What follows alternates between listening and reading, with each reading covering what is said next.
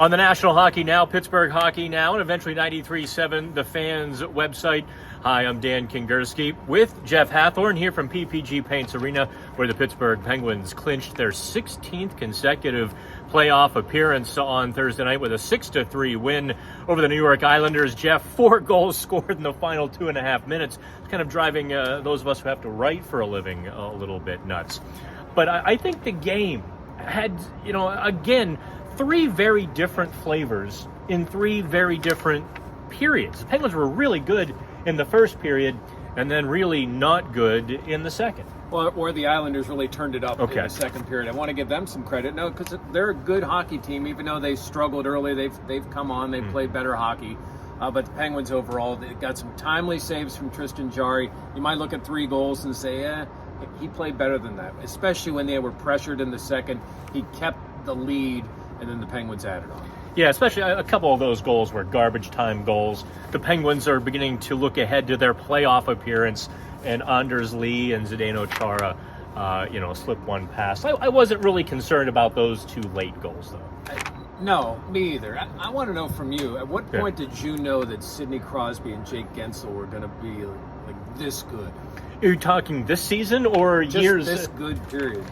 I have marveled at them. I mean, I think in the beginning, Jake Guentzel just came up.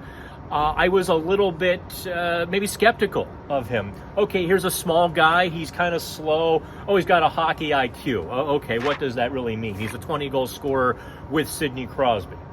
A lot of guys are 20-goal scorers with Sidney Crosby.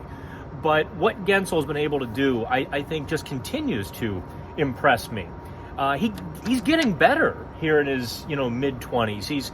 He's getting a better shot, and he's getting a little harder to play against, and he's doing a lot of those little things that maybe he didn't do in his first year or so. In fact, if you remember, he even got scratched a couple times. Back in his first playoff, despite all of the goals.